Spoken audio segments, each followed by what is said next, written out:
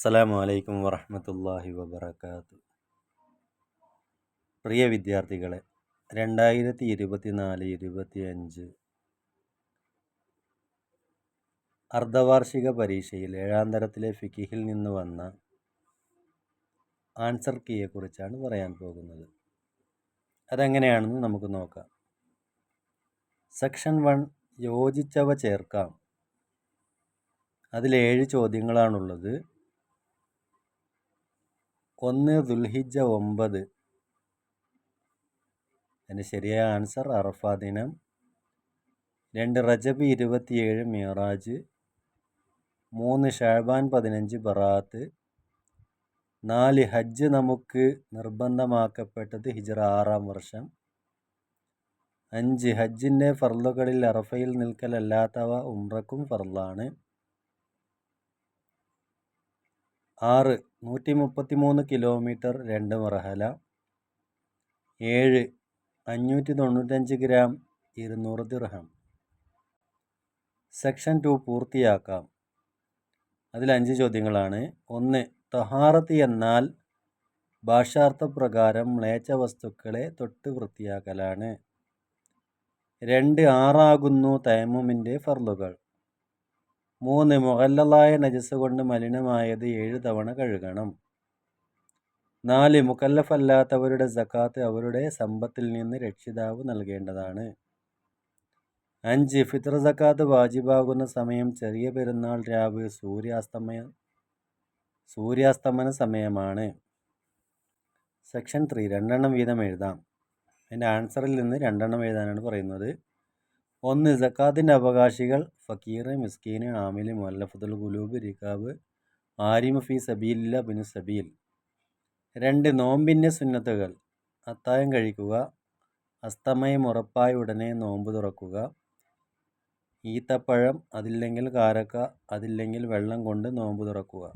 Page 20 നോക്കിയാൽ വ്യക്തമായി കാണാവുന്നതാണ്. 3 ഹജ്ജും ഉംറയും നിർബന്ധമാകാനുള്ള ഷർത്തുകൾ. ഇതിൻ്റെ ആൻസർ: 1 മുസ്ലിം ആവുക, മുകല്ലഫാവുക, സ്വതന്ത്രനാവുക, കഴിവുണ്ടായിരിക്കുക. 4 സ്ത്രീകൾക്ക് ഹജ്ജ് നിർബന്ധമാകാനുള്ള പ്രത്യേക ഷർത്തുകൾ. ആൻസർ: ഇദ്ദയിലല്ലാതിരിക്കുക, അവരുടെ കൂടെ ഭർത്താവോ മഹ്റമോ വിശ്വസ്തകളായ സ്ത്രീകളോ ഉണ്ടായിരിക്കുക. 5 ഹജ്ജിൻ്റെ ഫർളുകൾ. ആൻസർ: ഇഹ്റാം ചെയ്യൽ, അറഫയിൽ നിൽക്കൽ, ഇഫാദത്തിന് തവാഫ് ചെയ്യൽ, സഫ മർവയുടെ ഇടയിൽ 7 പ്രാവശ്യം സഅയ് ചെയ്യുക. ബാക്കി പേജ് 26 നോക്കിയാൽ വ്യക്തമായി കാണാവുന്നതാണ്. സെക്ഷൻ 4 ഉത്തരം എഴുതാം. 1 പള്ളിയിൽ നിന്ന് പുറപ്പെടുമ്പോൾ ചൊല്ലേണ്ടത് എന്താണ്? ബിസ്മില്ലാഹി വസ്സലാത്തു വസ്സലാമു അലാ റസൂലില്ലാഹി അല്ലാഹുമ്മ ഗ്ഫിർ ലി ദുനൂബി വഫ്തഹ് ലി അബ്വാബ ഫദ്ലിക്.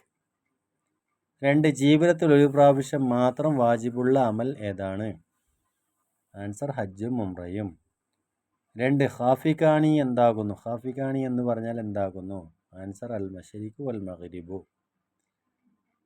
4 ഖുർആനിൽ നോമ്പ് വാജിബാണ് എന്നതിന് തെളിവെന്താണ്? ഫമൻ ഷഹിദ മിൻകുമു ശഹറ ഫൽയസുംഹു. 5 ഇബ്നു സബീൽ എപ്പോഴാണ് സക്കാത്തിൻ്റെ അവകാശിയാവുക?